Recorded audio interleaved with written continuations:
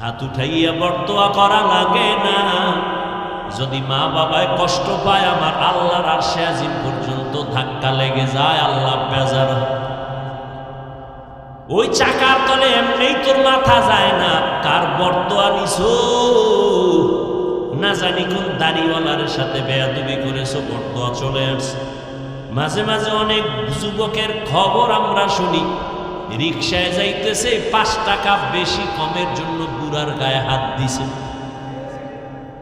বুড়ার গায়ে একটা থাপ্পড় লাগায় দিছে। রিকশা ড্রাইভার একটা থাপ্পড় খায়া কান্না করো, মালিক এমন গরিব বানাইছো, আমার একটা ছেলে আছে, একটা মেয়ে আছে, বিয়া দিলাম, জামাইটাও আমারে জ্বালায় যৌতুকের জন্য। আমার ছেলে বউ পাইয়ার খবর নেয় না, আমার স্ত্রীর নিয়ে দুমুঠো খানার জন্য আমি রিক্সা নিয়ে রাস্তায় বের হইলাম। আজ আমার ছেলের বয়সী যুবকটা আমার গালে চর মারল। ও আল্লাহ, তুমি ছাড়া আমার কেউ নাই। মুরব্বী যখন আল্লাহ কইয়া ডাক দেয়, 1 সপ্তাহ না যাইতেই যুবকের মাথা চাকার তলে ঢুকে যায়। বেয়াদব হইস না, পায়ে ধরে বলছে। মা বাবার বরদোয়া নিস না রে বাবা, ওলামায়ে কেরামের বরদোয়া নিস না, পায়ে হাত রেখে বলি, অনুরোধ করে বলি, মুরব্বীদের বরদোয়া নিও না, শিক্ষকের বরদোয়া নিও না রে যুবক। ডাক্তার হইও বেয়াদব হইও না, ইঞ্জিনিয়ার হইও বেয়াদব হইও না, তুমি একজন প্রফেসর হইও বেয়াদব হইও না, তুমি ভালো ব্যবসায়ী হও বেয়াদব হইও না, ভালো চাকরিজীবী হও বেয়াদব হইও না। তোমার ব্যবহারে যেন কলিজা ঠান্ডা হয়। মা বাবায় কলিজা ভরে দোয়া করে, ও আল্লাহর বান্দা, সেটা হওয়ার জন্য লাগবে তোমার সুন্দর চরিত্র। আর বর্তমানে চরিত্র জবাই করার একমাত্র মাধ্যম হলো গজবের মোবাইল। এই মোবাইলের দ্বারা সারাটা রাত শুয়ে শুয়ে কত গুনাহ করো আমার মাওলা তো জানেন। দেখেন, কানের মধ্যে গানের তার লাগাইয়া তুই ঘুমাও, একটু কি ভয় লাগে না? ঘুমের মধ্যে যদি আজরাইল তোর জানটা কবজের জন্য হাজির হয়, আজরাইল আসিয়া যদি দেখে তোর কানে গানের তার লাগানো, আমার মাওলার কাছে কি জবাব দিবে রে বাবা? চিন্তা কর। ওর এই কথাগুলো আমি হিন্দুদের মন্দিরে যাইয়া যদি বয়ান দিতাম, খ্রিস্টানদের গির্জায় গিয়া বয়ান দিলে মনে হয় ওরা পাগলের মতো আমার মাওলারে ধরতো, নবীরে ধরতো। আর তোমাদেরকে 12 মাস পায়ে ধরে বয়ান করি, তুমি কেন মানতেছ না? অথচ তুমিও মুসলমান, আমিও মুসলমান। তোমার আমার আল্লাহ এক নাকি 2 জন? তোমার আমার আল্লাহ, তোমার নবী আমার নবী এক, তোমার কোরআন আমার কোরআন এক, তোমার কাবা আমার কাবা এক, তোমার ধর্ম আমার ধর্ম এক, তোমার কালেমা আমার কালেমা এক। দুনিয়াতে আসছি তাও এক। বিদায় বেলা সবার জন্য কাফন হবে 3টা, কালার হবে আলাদা। আমি বক্তার সম্মানে একটা কাপড় কেউ বাড়াইয়াও দিবে না। একজন রিক্সার ড্রাইভার যদি মরে যায়, গরিব হওয়ার কারণে একটা কাফন কেউ কমাইয়াও দিবে না। আমি বান্দাকেও 3টা কাফন, গরিব রিক্সার ড্রাইভারেরও 3টা কাফন, কালার হবে সবার সমান। আজকে আমি বক্তা ভাব দেখাই, তুমি ডাক্তার ভাব দেখাও। আমি রোগী দুর্বল, তুমি টাকার বাহাদুরি করো। যতই বাহাদুরি করো না কেন, সাদা কাপনের প্যাকেট যেদিন হইবা, সব বাহাদুরি শেষ হয়ে যাবে। কোটি টাকার মালিক দেখো, অভাব হয় না দূর, গরিব ঘুমায় আরাম করে, মনটা বাহাদুর। ফেরাউনের লাশটা দেখো মিশর জাদু ঘরে, খায় না মাটি পোকা মাছি, সবাই ঘৃণা করে। হৃদয়ে থাকিবে যার নম্রতা সদা, রহমত আসিবে সেথা প্রভুর ওয়াদা। বড়র বড়াই থাকলে দিলে রহমত আসবে না, নিজেকে নিজে ছোট মনে করিও সদা। উঁচু জমিন থেকে পানি নিচু জমিনে যায়, তেমনি খোদার রহমত আসে নম্রতার হৃদয়, ভোগবিলাসের বাড়ি গাড়ি পরে রবে সব, থাকতে সময় স্মরণ করো আল্লাহ আমার রব। ও আল্লাহর বান্দারা, মরিয়া গেলে কি রেখে যাইতেছো চিন্তা করো। ওরে তোমার ভেতরে এত পাওয়ার আর এত মেডিসিন আমার আল্লাহ দিয়া রাখছেন, এত মেধা, যদি তুমি কাজে লাগাইতে পারো, তুমি একা যুবকের দ্বারা আমার আল্লাহ পুরা দুনিয়াটা তোমার হাতের মুঠায় নিয়ে আসবেন, কন্ট্রোল পাওয়ার দিয়ে দিবেন। তুমি একা যুবকের দ্বারা সম্ভব পুরা বাংলাদেশ নিয়ন্ত্রণ করা, সেই মেধা তোমার মধ্যে আছে, কিন্তু মোবাইল চালাইয়া সব তুমি ধ্বংস করতেছো, খবর নাই। তোমার সুন্দর চেহারাটা নষ্ট করতেছো এই গুনাহ মোবাইল দেখে দেখে। তোমার কানের পাওয়ার গুলো নষ্ট করেছো মোবাইলের আওয়াজ নিয়ে। আমি হুজুর বলি, তোমার কানে ঢুকে না। গুগলে সার্চ দিয়ে দেখো টাচ মোবাইলের দ্বারা শরীরের কি ক্ষতি হয়, খবর নাও। সেখানে টাইওয়ালা তোমাকে ফাদার বসা, তোমাকে অভিভাবকরা বসা, হুজুরদের তো মানবা না। হুজুরেরা পাও ধরে ধরে কয় কানে ঢুকে না। আর পুলিশ যখন লাগি লইছে না, মাস্ক পর, হাত ধো, এখনো ধোয়। করোনা গেছি কে কবে এখনো ধোয়, আমারে কয় ধুইবেন নি। আর আলেমরা যে পাও ধরে ধরে বয়ান করছে, দুই হাত দিয়া খাইতে বস, সেটা মদিনার সুন্নাত, কেউ কাজে লাগায় না।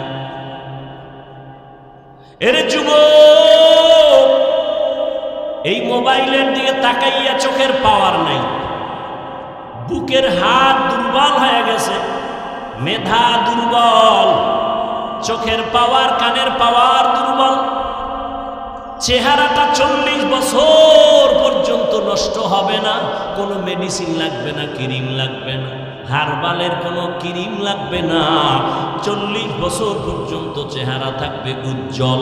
আল্লাহ ওভাবে বানাইছেন। দেখো না বয়ান আর কতক্ষণ করব, ধৈর্য আর আপনাদের কি হবে জানি না।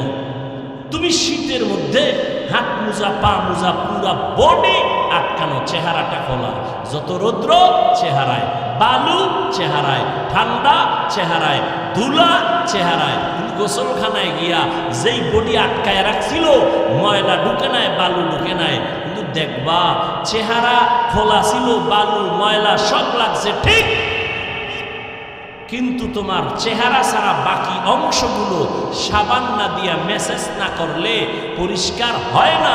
আর চেহারায় এত ধুলাবালু রৌদ্র লাগলো, সামান্য পানি দাও, চেহারা পুরো বডির থেকে পরিচ্ছন্ন হয়। আর সেই চেহারাটা নষ্ট করেছো মোবাইল দেখে।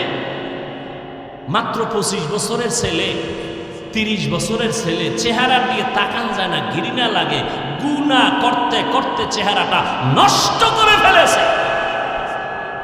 চেহারার দিকে তাকাইলে মায়া লাগার কথা, মায়া লাগে না, ঘৃণা আসে। শুধু এই গুনাহ সারাটারা। তোমার জীবনের এই অর্জন, অথচ তুমি একজন ডাক্তার হবা, বিশ্বময় তোমার সুনাম ছড়িয়ে পড়ো। তুমি একজন ইঞ্জিনিয়ার হবা, বাংলাদেশের সুনাম তোমার দ্বারা অক্ষুণ্ণ থাকবে রে যুবক। মোবাইলের গুনাহ থেকে নিজেরে বাঁচাও, আল্লাহর ভয় অন্তরে জমা করো, তাকওয়া। আর এই তাকওয়া নিজে নিজে অর্জন করা যায় না, যাদের কাছে তাকওয়া আছে তাদের থেকে অর্জন করো। এজন্য আল্লাহ বলেন, কুনু মা'আস সাদিকিন। আল্লাহর প্রিয় বান্দা যারা সত্যবাদী, এদের বন্ধু হয়ে যাও, এদের সাথে সম্পর্ক লাগাও। প্রবাদ আছে তো, সৎসঙ্গে স্বর্গবাস, অসৎ সঙ্গে সর্বনাশ। আমাকে একটা নগদ আপনারা দেখেন, একটা প্রমাণ, নগদ জবাব দেন। এই যে এখানে ওয়াজে বসছেন, আল্লাহকে সাক্ষী রেখে বলেন, এখানে যে বয়ানগুলো শুনতেছেন, একটু কি অন্তরে ভয় হালকা হলেও আসছে না আসে না? অন্তরে একটু ভয় আসে নাই? তাহলে 1 ঘন্টা বয়ান শুনলে যদি অন্তরে ভয় আসে, আখিরাতের কথা স্মরণ হয়, গুনার জন্য ভয় লাগে, মরার ভয় লাগে, যদি আপনি বছরকে বছর আলেম ওলামাদের সঙ্গে থাকেন, মনে হয় যেন আপনি গুনাহমুক্ত হইয়া জান্নাতের ঘেরান নিয়ে কবরে যেতে পারবে। ইলমেরা ইজাজু করদান বেহিসাব, খলকেরা দাদান জওয়াবে বাসওয়াব, হক না দারত দোস্তে খলকা জারেরা, নিস্তে ই খসলত একে দিনদারেরা। আপনার আমার আল্লাহ এক, নবী এক, কোরআন এক, কাবা এক, ধর্ম এক, নাকি আলাদা? কাফনের কালার, কবরের সাইজ নাকি আপনাদেরটা 1 হাত বড়?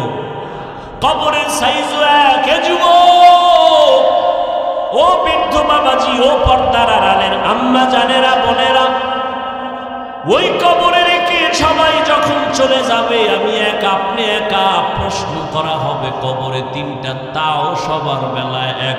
রবের পরিচয় দাও, ধর্মের পরিচয় দাও, রহমাতুল লিল আলামিনের পরিচয় দাও।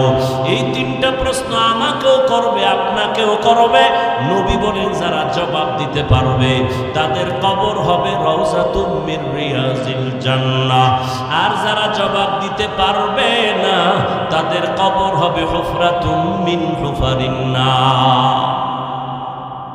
ও যুবক বাবারা, তোমার আমার আল্লাহ এক, তোমার আমার ধর্ম এক, তুমিও মুসলমান আমিও মুসলমান। তুমি আল্লাহ মানো, নবী মানো, কোরআন মানো, হাদিস মানো।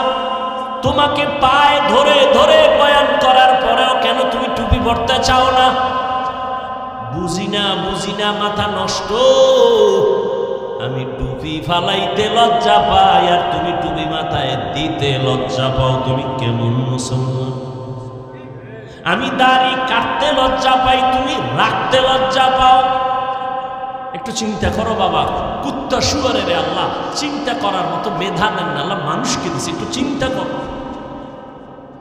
আমি মসজিদে না ঢুকলে লজ্জা পাই আর তুমি মুসলমান মসজিদে ঢুকতে লজ্জা পাও। আমি মুসলমান বেপর্দায় চললে লজ্জা পাই আর তুমি পর্দা করতে গেলে লজ্জা পাও। তুমি কেমন মুসলমান? বুঝি না রে বাবা, আমরা কি ভুলে আসি নাকি তোমরা ভুলে আসো? বুঝি না কেন এত তোমরা দূরে, নাকি আল্লাহর কোরআনটা মিথ্যা মনে করেছো? বলো, এখনো যদি কোনো সৎ সাহস থাকে একটা ভুল কোরআন শরীফ থেকে বের করে দাও। আল্লাহর কসম, একটা ভুল যদি এখন বের করে দাও, আমি দাড়ি কেটে ফেলবো, নামাজ রোজা বাদ দিয়ে প্যান্ট শার্ট টাই পরিয়া রাস্তায় নাচ গান করবো। পারবি? ভুল বের করতে পারবি? 1500 বছর পর্যন্ত মহাপণ্ডিতেরা কোরআন শরীফের ভুল বের করার অপচেষ্টা কম করে নাই।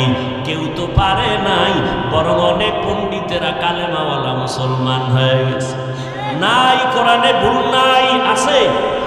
ও যুবক, একটু আমার মাওলাকে সাক্ষী রেখে জিহ্বা নাড়ায় বলো, কোরআন সত্য না মিথ্যা? কত পার্সেন্ট সত্য? দ্বিতীয় জবাব দাও, কোরআন শরীফে জান্নাতের বয়ান আসেনি? তৃতীয় জবাব দাও, কোরআন শরীফের ভেতরে জাহান্নামের বয়ান আসেনি? কে জান্নাতে যাবে, কে জাহান্নামে যাবে আল্লাহ তাও বলেছেন। ইন্নাল আবরারা লাফি নাঈম ওয়া ইন্নাল ফুজ্জারা লাফি জাহিম।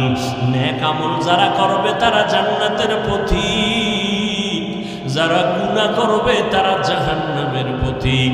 জান্নাত যারা পাবে নেক আমল, তাদের জান্নাতটা কেমন হবে আল্লাহ তাও কোরআনে বলছেন। জান্নাতটা কেমন সুন্দর! জান্নাতিন তাজরি মিন তাহতিহাল আনহার। এমন জান্নাত আল্লাহ বানাইছেন যার তলদেশে ঝর্ণা থাকবে, মধুর ঝর্ণা, দুধের ঝর্ণা, শরবতের ঝর্ণা, নহর মা তাশতাহি আনফুসুকুম, যা চাইবে তাই পাইবে। জান্নাতে কোনো কালো মানুষ থাকবে না, কোনো বুড়া বুড়ি থাকবে না, সব যুবক যুবতী, সুন্দর সুন্দরী। জান্নাতে কোনো বাথরুম নাই, কোনো দুর্গন্ধ নাই। এমন জান্নাত নবী বলেন যেই জান্নাত এত সুন্দর যা চোখে দেখে নাই, কানে শুনে নাই, অন্তরও কল্পনা করে নাই। আর ওই জান্নাতটা যে পাবে, আজরাইল যখন জানটা নিতে আসবে, যদি জান্নাতি হইয়া কবরে যায়, জানটা যাওয়ার আগে আগে আমার আল্লাহ জান্নাতের ছবিটা তার সামনে ধরে দেখায় দিবে, রেডি হ, এই জান্নাত তোর জন্য রেডি। আর যারা গুনাহ নিয়ে কবরে যাবে তাদের জন্য জাহান্নাম। বলে জাহান্নামটা কেমন? আল্লাহ তাও বয়ান করেন জাহান্নাম কেমন। ওয়াকুদুহান নাসু ওয়াল হিজারা আলাইহা মালাইকাতুন গিলাদুন শিদাদুন লা ইয়াসুনাল্লাহা মা আমারাহুম ওয়া ইয়াফআলুনা মা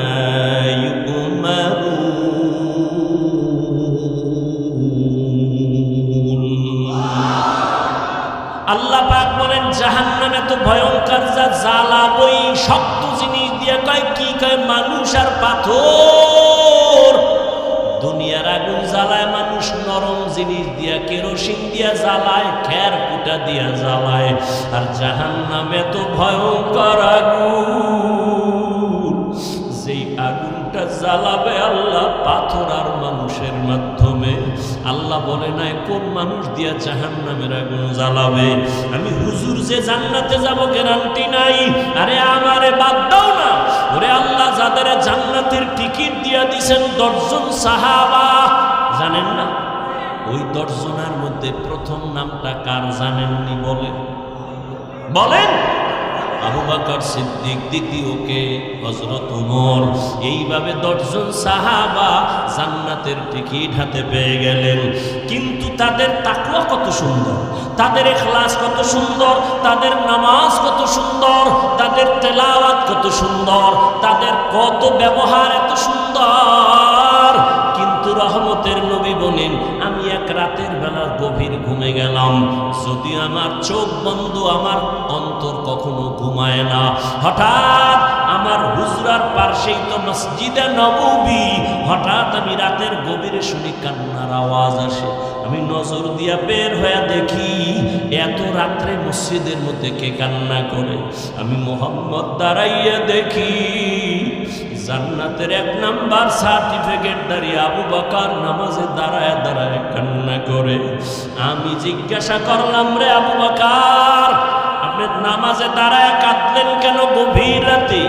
আবু বকর চোখের পানি ছেড়ে বলেন, ইয়া রাসূলুল্লাহ, আমার মাওলার আদালতে আমি হাসরের ময়দানে কেমনে দাঁড়াবো সেই ভয়ে আমি কান্না করতেছি। কোরআন শরীফের একটা আয়াত আমারে কাঁদাইছে। বলে কোন আয়াত আপনারে কান্না করাইলো? বলবো কোন আয়াত আপনারে কান্না করাইলো? আবু বকর বলে ওই আয়াত, ইন্নাল্লাহা আশতারা মিনাল মুমিনিনা আনফুসাহুম ওয়া আমওয়ালাহুম বিআন্না লাহুমুল জান্নাহ। অর্থ কি? আল্লাহ বলেন আমি মুমিনের জান মাল কিনে নিলাম, বিনিময়ে মুমিনের জান্নাত দিলাম। আল্লাহর নবীকে এটা তো খুশির কথা, এখানে কান্নার তো কোনো কথা নাই। আল্লাহ মুমিনের জানমাল কিনা নিছেন, মুমিনের জান্নাত দিছেন। কয় ইয়া রাসূলুল্লাহ, এর মধ্যে একটা রহস্য খুঁজে পাইছি। কয় কি? আবু বকর বলেন, ইয়া রাসূলুল্লাহ, আমি তো কাপড়ের ব্যবসা করি। এই ব্যবসায়ীরা ভালো করে শুনো। আবু বকর সিদ্দিক রাদিয়াল্লাহু তাআলা তিনি বলেন আমি কাপড়ের ব্যবসা করি। তো আজকে সকালবেলা আমার দোকানে একজন মহিলা আসছে। মহিলা এসে দাঁড়াইয়া বহুদিন আগে আমার দোকান থেকে একটা কাপড় নিছিল, আজকে কাপড়টা ফিরাইয়া টাকা নিয়ে চলে গেল। বিদায় বেলা আমি একটা প্রশ্ন করলাম, এরে আম্মা জান, আপনি কাপড় নিলেন বহু আগে, আবার ফিরাইয়া দিয়া টাকা নিলেন কেন? মহিলা একটা কথা বলে চলে গেছে। ডাক দিয়া কয়, ও আবু বকর, আপনার দোকানের কাপড় আমার পছন্দ হয় নাই, এজন্য ফিরাইয়া আমার টাকা নিয়ে গেলাম। আরো আগে আসতে চাইছিলাম, ব্যস্ততার কারণে আসতে পারি নাই। এখান থেকে একটা মূলনীতি শিখে নাও, মদিনার নবীর আদর্শ। বিক্রি করা মাল যারা ফেরত চাইলে ফেরত দেয়, নবী বলেন ওই মালটা দান করার সওয়াব তুমি পেয়ে যাইবা। আর তুমি কপাল ভরা ধান্দাবাজ, ধোঁকাবাজ, দোকানে সাইনবোর্ড লাগাইছো, বিক্রি করা মাল ফেরত নেওয়া হয় না, রসুলের শাফাত পাইলে সাইনবোর্ড পুইরা ফেলা, সাইনবোর্ড নেমায় ফেলা। মহিলা বলল কাপড় পছন্দ হয় নাই, নবী বলেন তো কি হইছে?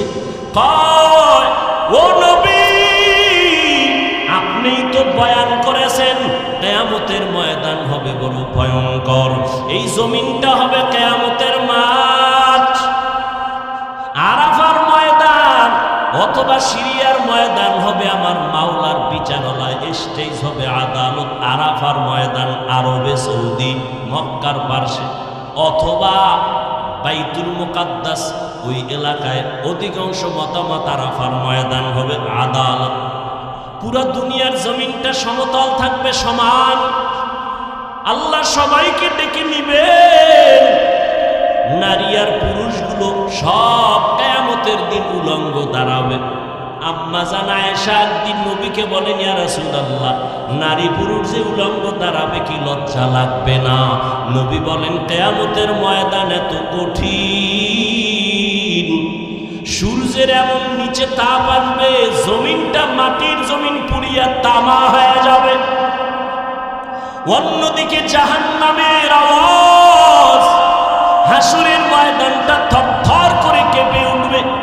ও যুবক, তোমার মতো কত যুবক জীবনে মাদ্রাসায় পড়ে নাই, সাক্ষী দিও, জীবনে মাদ্রাসায় পড়ে নাই, স্কুলে পড়ে, কলেজে পড়ে, চাকরি করে, 5 বেলার নামাজ পড়ে, সত্য সাক্ষী দাও, আছে না নাই?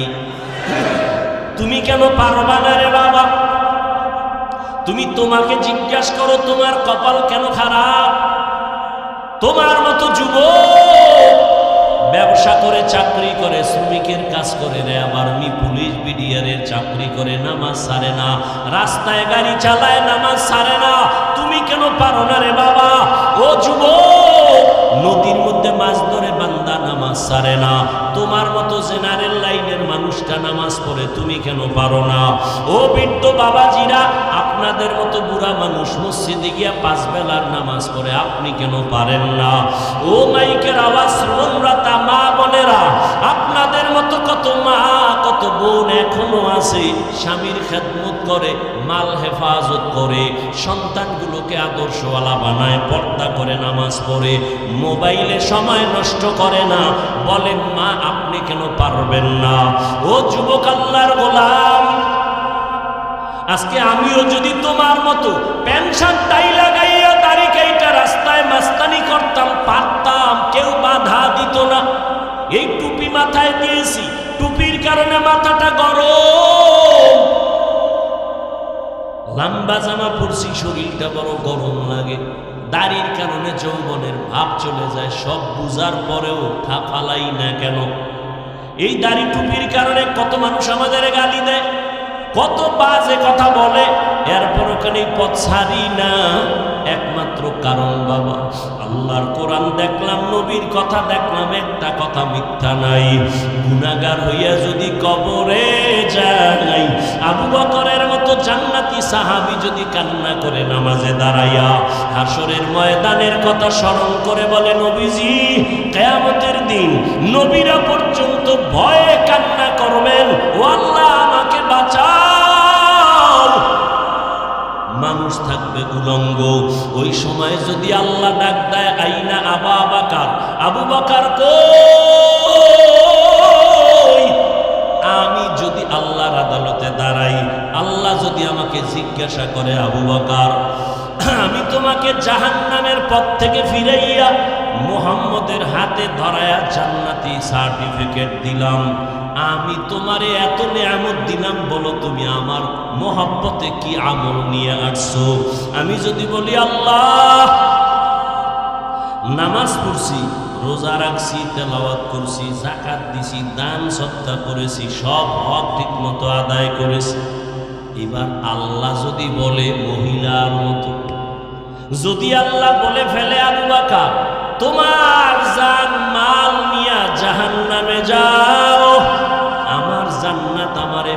দিয়া দাও। আমি যদি বলি আল্লাহ কেন, মহিলার মতো যদি আমার মাওলা বলে ফেলে, আবু বকর আমি যেইভাবে নামাজ চাইছি ওইভাবে তোমার নামাজ হয় নাই, তোমার আমল আমার পছন্দ হয় নাই। মহিলাও তো বলছিল কাপড় পছন্দ হয় নাই, ফিরায় দিলাম।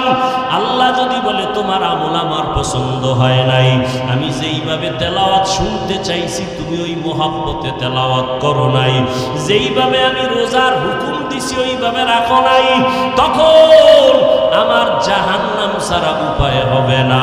আর দুনিয়াতে সূর্যের গরম সইতে পারি না, জাহান্নামের গরম কেমনে সহ্য করব?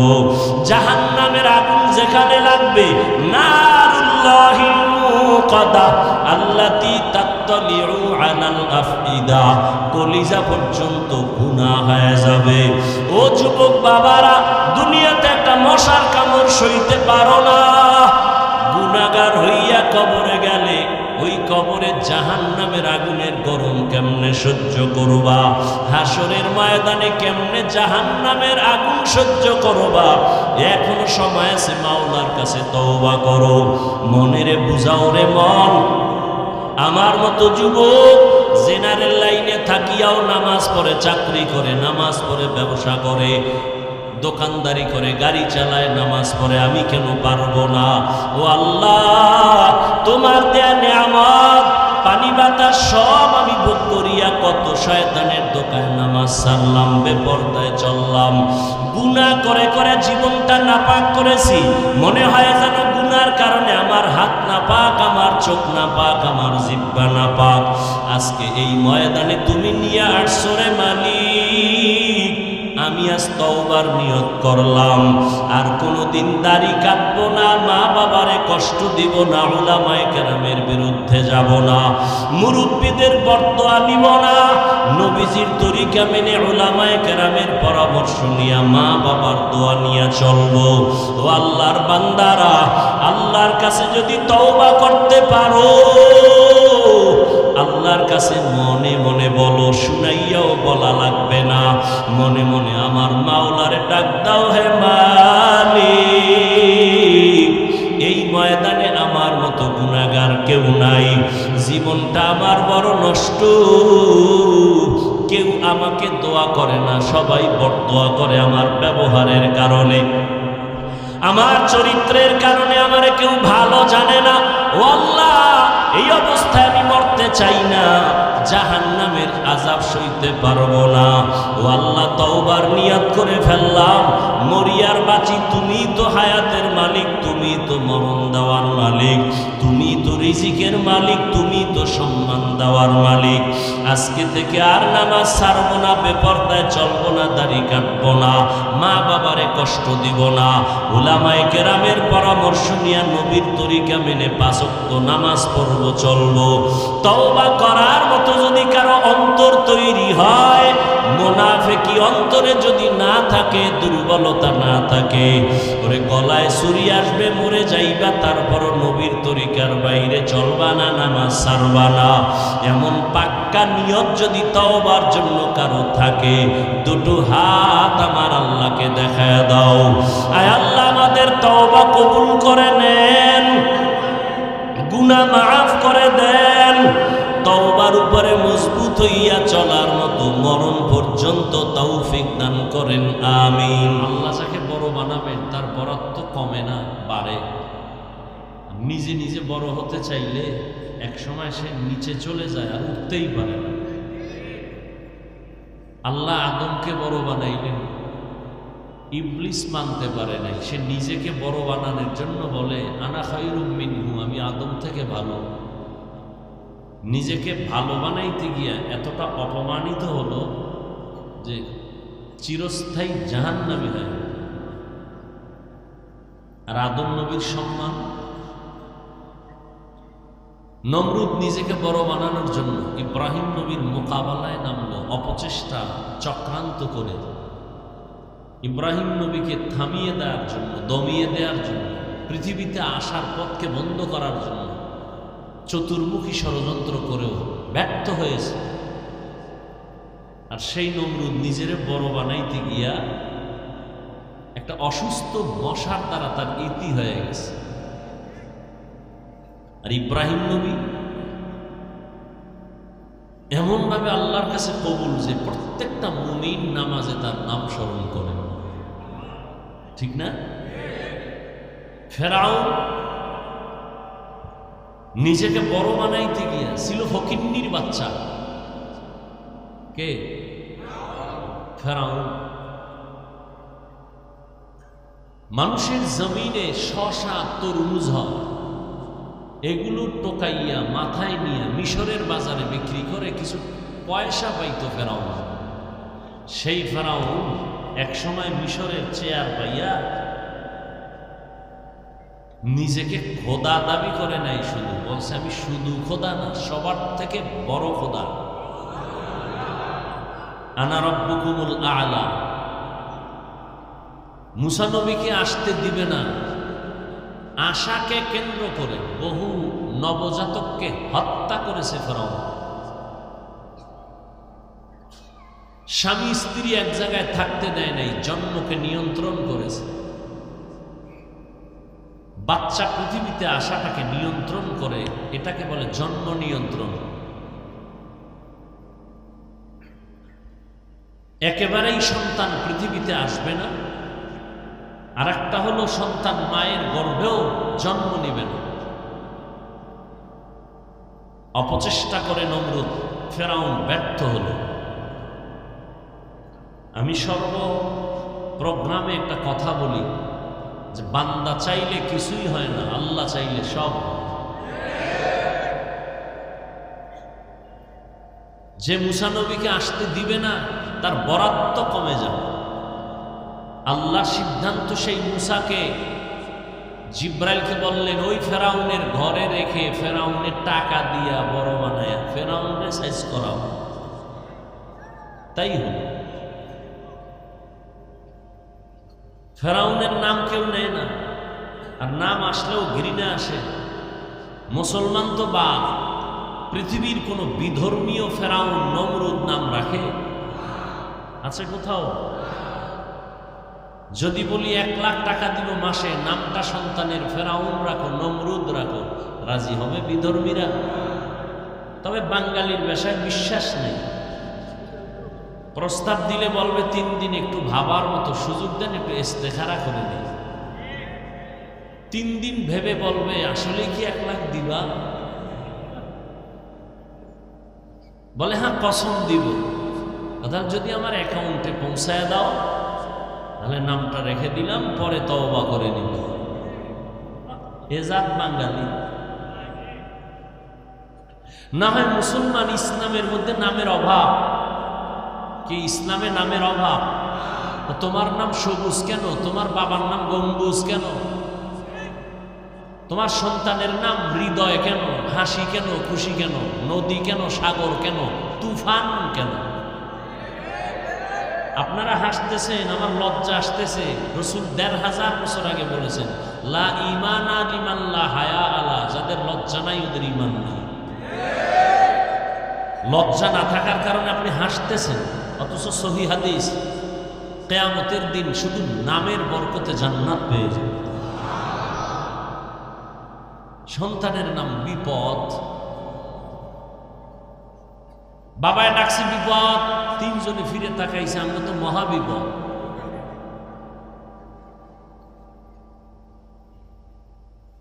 সব বিধর্মীদের নাম আপনারা নিলেন, অথচ আপনাদের একটা নাম তো কোনো বিধর্মী নেয় নাই। পৃথিবী খুঁজেন, বাংলাদেশ তো আছেই, গোটা দুনিয়া খুঁজেন তো আব্দুর রহমান নামে কোনো নাম আছে কিনা বিধর্মীর ঘরে? রহিমা নামে কোনো মেয়ে আছে কিনা?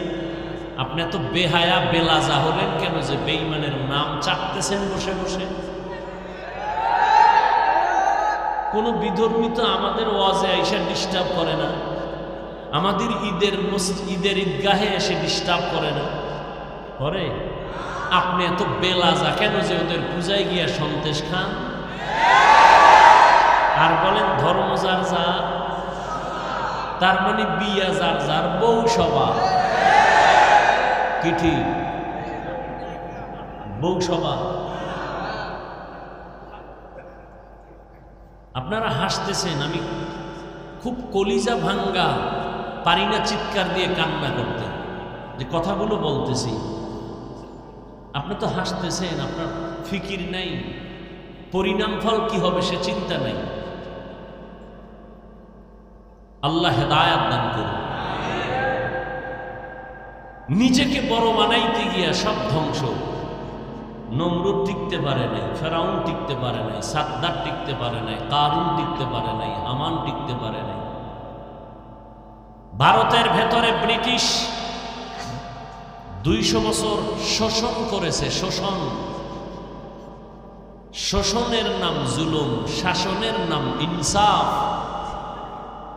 শাসন যে করে সে হয় আদেল, শোষণ যে হয় সে হয় জালেম। হাজারো মাদ্রাসা সরকারের টাকায় চলতো, বন্ধ করে দিয়েছে ব্রিটিশ। হাজার হাজার হাজার আলেমকে ফাঁসি দিয়ে গাছের সাথে লাশ ঝুলায় রেখেছে ব্রিটিশ। ভারতে কোরআনের আলো রাখবে না, নিজেরা বাহাদুর হবে। পালাবার সময় ব্রিটিশ জুতা নিতে পারে না,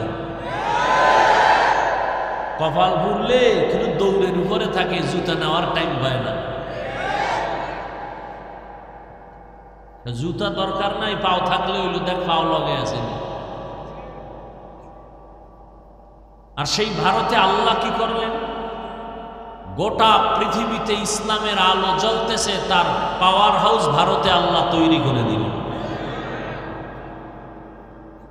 কোথায় কোথায়? দেওবন্দ। পৃথিবীর আনাচে কানাচে ইসলামের খেদমতের প্রত্যেকটা ধারার পেছনে দেওবন্দের অবদান অস্বীকার যে করবে সে বর্তমান দুনিয়ার নিকৃষ্ট মুনাফিক। রাজনীতির ময়দানে বাতিলের মোকাবেলায় দেওবন্দের অবদান অস্বীকারী মুনাফিক। দাওয়াত ও তাবলীগের মূল চাবির পেছনে দেওবন্দ অস্বীকারী নিকৃষ্ট মুনাফিক। তালিম ও তারবিয়াত, তাসকিয়া, জিহাদ, খেলাফত ও সিয়াসত। এজন্য একটু আগেই বলেছি, বান্দা চাইলে কিছুই হয় না, আল্লাহ চাইলে সব হয়।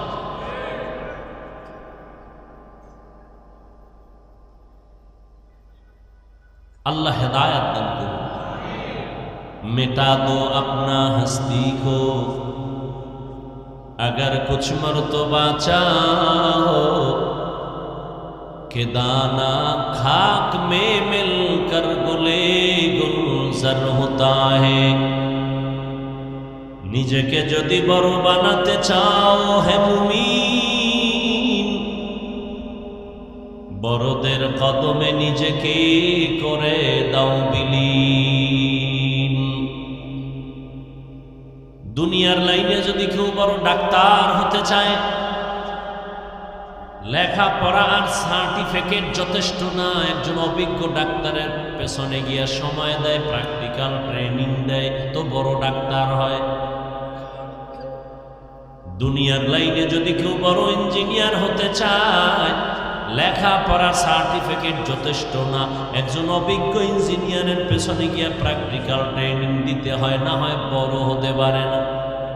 নিজেকে যদি বড় বানাতে চাও হে মুমিন, বড়দের কদমে নিজেকে করে দাও বিলীন।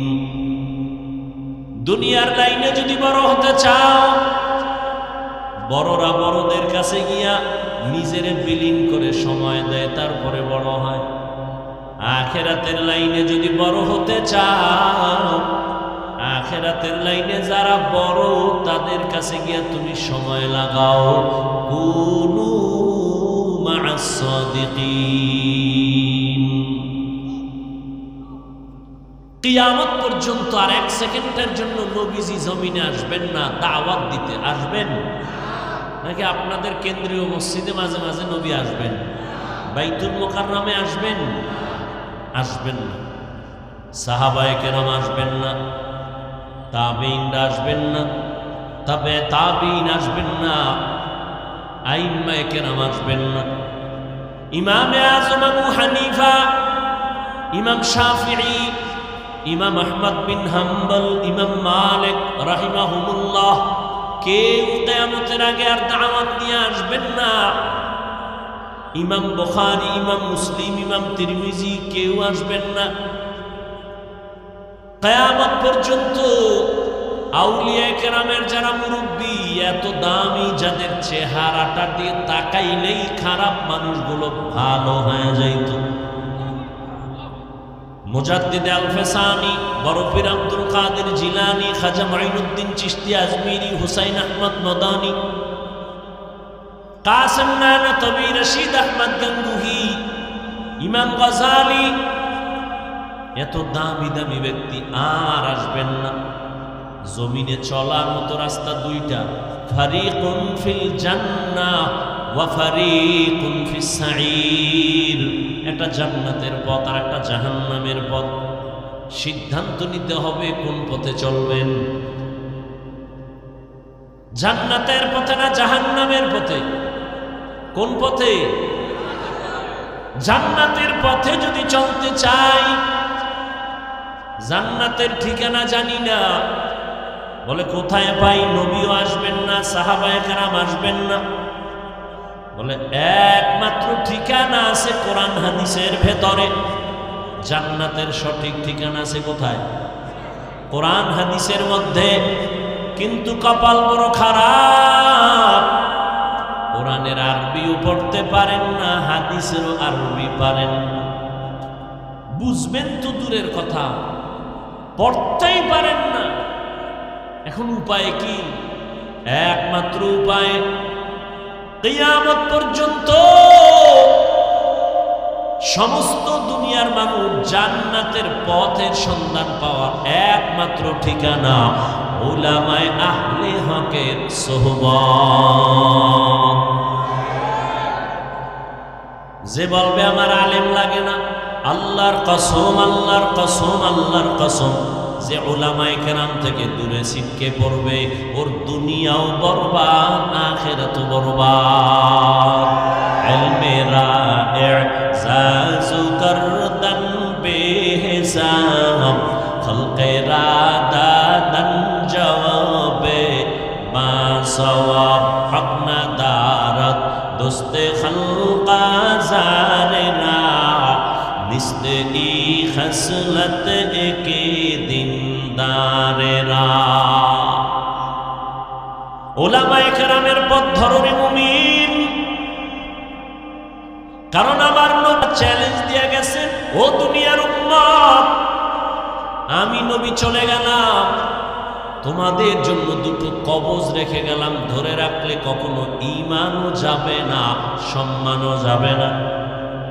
قال النبي صلى الله عليه وآله وسلم تركت فيكم أمرين لن تضلوا ما تمسكتم بهما كتاب الله وسنة رسوله। রহমতের নবী বলেন, এর উম্মত, দুটো জিনিস আমি রেখে গেলাম, ধরে রাখ, ঈমানও যাবে না, সম্মানও যাবে না। এক, আল্লাহর দেওয়া ঐশী কিতাব কোরআন। দ্বিতীয়টা হলো আমি নবীর রেখে যাওয়া 23 বছরের আদর্শ সুন্নাত। 1500 বছর হয়ে গেল নবী নাই, কিন্তু জমিনের মধ্যে নজর করে দেখেন, চতুর্মুখী ষড়যন্ত্র, এ জমিন থেকে ইসলামের আলো বন্ধ করে দেওয়ার জন্য, মাদ্রাসা বন্ধ করার জন্য ষড়যন্ত্র, উলামায়ে কেরামের কণ্ঠকে চেপে ধরার জন্য ষড়যন্ত্র, মাইকের আওয়াজ বন্ধ করার জন্য ষড়যন্ত্র, কোরআন হাদিস নিয়ে মুসলমানকে বয়ান করব, ভালো বানানোর জন্য গালি দিব না, অন্য ধর্মের উপরে আক্রমণ করব না, শুধু মুসলমানের বুঝাইয়া বুঝাইয়া বয়ান করব, নামাজ পড়ো, মা বাবার দোয়া নাও, আলেমের দোয়া নাও, মিথ্যা বলা বন্ধ করো, গালি দিও না, কারো হক নষ্ট করো না। এই যে কোরআন হাদিসের বয়ানটা মায়ার ভাষা দিয়া, কান্না দিয়া মুসলমানের বুঝাইব, কিন্তু এলাকার চিপা চাপায় কিছু গাঞ্জাখোর সুদখোর মদখোর বেনামাজিরা বয়া কয় আমার অনুমতি না নিলে ওয়াজ করতে দেওয়া হবে না। তো কুজাওয়া সুন্নতে আহমদ কুজাবা মোহাম্মদ कैबुअद निस्बतुरा कार शैता मीकुनी नामतोली करवली ईनस्तु नानतु बरवली मन अहब्बा सुन्नती कौले रसूल मजदाए काना माई हम कुन कबूल। আমরা কোরআন হাদিস দিয়ে মানুষকে বয়ান করব দেশে একটা দ্বন্দ্ব বাজাবার জন্য, ভিন্ন ধর্মের সাথে একটা কিলাকিলি লাগানোর জন্য। বরং ভালো করে খেয়াল করেন, সরকার কোটি কোটি কোটি টাকা ব্যয় করে বিভিন্ন সেক্টরে বাহিনী তৈরি করেছে। তাদেরকে আবার অস্ত্র আর লাঠি দিয়ে কয় দুর্নীতি বন্ধ করো, চুরি বন্ধ করাও, অস্ত্র ব্যবহার করো, লাগলে বেদ ব্যবহার করো, নেশা বন্ধ করো, মদ বন্ধ করো, জুয়া বন্ধ করো, খুন খারাপি বন্ধ করো। কিন্তু তারা ব্যর্থ। বন্ধ করবে দূরের কথা, 5 বার সোনার বাংলাটা দুর্নীতিতে চ্যাম্পিয়ন হয়েছে। কিন্তু বেত লাগে নাই, অস্ত্র লাগে নাই, সরকারের একটা টাকাও আমাদের পেছনে খরচ করা লাগে নাই। এদেশের উলামায়ে কেরাম পায়ে ধরে ধরে কোরআন হাদিস হাতে নিয়া চোখের পানি দিয়া কান্না করে বুঝাইয়া বুঝাইয়া এই দেশের লক্ষ লক্ষ মানুষ বেনামাজি ছিল নামাজি বানাইছি। সন্ত্রাসীরে সন্ত্রাসের রাস্তা বাদ দিয়ে এখন নামাজের মুসাল্লায় দাঁড় করাইলো। বেপর্দাওয়ালা পর্দা করে সুদখোর সুদ ছেড়ে দিয়েছে। এই জন্য আমি চিৎকার দিয়া বলি রে জাতি, ভালো করে লিখে রাখো, উলামায়ে কেরাম নিঃস্বার্থভাবে এই দেশকে এই জাতিকে যা দিয়েছে আর কেউ দিতে পারে না।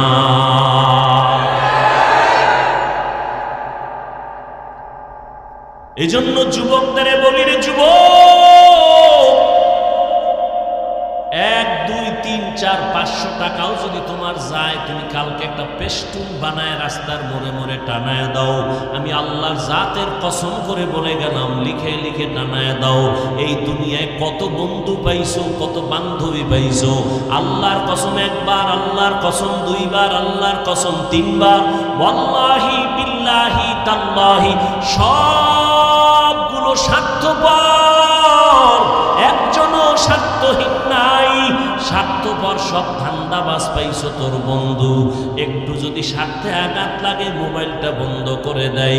স্বার্থে আঘাত লাগলে দল থেকে সদস্যের নাম কাটে না, কল্লা পর্যন্ত কেটে দেয়। ঠিক নি? আল্লাহর কসম, রাস্তার মোড়ে মোড়ে ব্যানার টানা লিখে দে, এই জাতির জন্য তোদের জন্য নিঃস্বার্থ পিওর আজীবনের একমাত্র কেবলমাত্র শুধুমাত্র তোদের কলিজার বন্ধু হলো এই জমিনের উলামায়ে কেরাম। আর সব ধান্দাবাজ, সব স্বার্থপর, কেউ তোদের আপন না, সবগুলো স্বার্থপর। একমাত্র নিঃস্বার্থ তোদের কলিজার বন্ধু উলামায়ে কেরাম। উলামায়ে কেরাম যা দিচ্ছে কেউ পারবে না। কিন্তু সেই আলেমের বিরুদ্ধে কি গালাগালি আর ফেসবুকে উল্টা পাল্টা। অথচ এই জমিনের মানুষ জান্নাতের পথ পাওয়ার এক ঠিকানাই হলো উলামায়ে কেরামের সোহবত। এজন্য আল্লাহ পাক বলেন, আমাকে ভয় কর। ইয়া আইয়ুহাল্লাযীনা আমানুত্তাকুল্লাহ, তাকওয়া অর্জন করো, আল্লাহকে ভয় করো। তাকওয়া এমন একটা পুঁজি, যদি অর্জন করতে পারো দুনিয়ায় তুমি বাদশা, পরকালেও তুমি বাদশা। নবীর চ্যালেঞ্জ দেওয়া দুইটা জিনিস এখনো যাদের কাছে আছে, এরা আগেও যেমন সম্মানে ছিল এখনো তেমন সম্মানে আছে। একদল পেরেশান, ঘুম নাই, বাড়ি গেল কই, টাকা কামাই করলাম গেল কই, ফুলের মালা কই।